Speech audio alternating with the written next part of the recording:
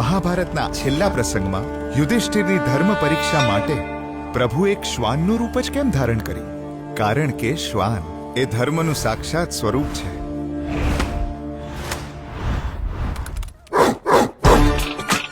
એક કૂતરાનો ધર્મ માણસનો સાથ આપવો, એને નિસ્વાર્થ પ્રેમ આપવો.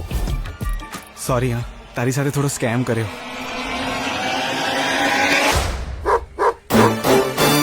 આ મારો ભાઈ છે ચિંટુ.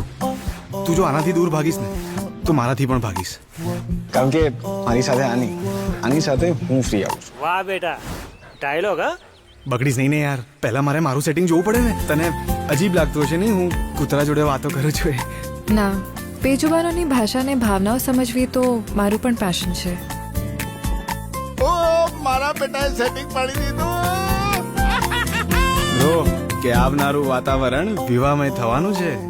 બસ એક સારો અણવર ગોતવો પડશે. એક મિનિટ, અણવર તો હું જ ને ટોપા. જાનવર અણવર ના બની શકે. અલા, એક સપનું જોયું એ બી તોડી નાખતું. મારા વાલા ભાઈના લગ્નમાં હું અણવર બનું, એની માટે મને માણસનું રૂપ આપી દો ને.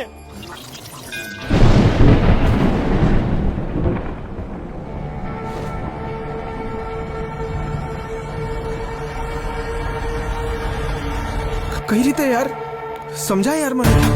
બેન, તમને મારી વાત સમજાય છે? હું ચિંટુ. ઓકે ઓકે, હાય ચિંટુ. અરે ઠરકી સાલા, આ લુખ્ખો મને ચાટવા આવતો તો.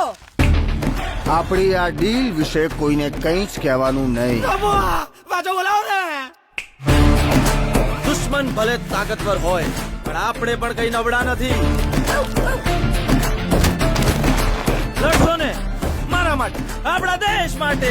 દેશ એ બોર્ડર જોઈ લીધી કે શું? આપણે દુશ્મનના શરીર પર નહીં, એના અહંકાર પર આક્રમણ કરવાનું છે.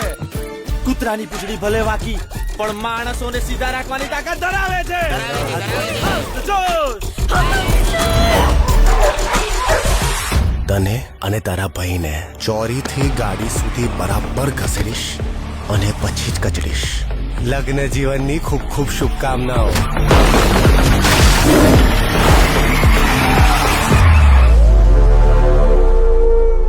તારા લગ્ન થઈ ગયા? તારા વગર કરું?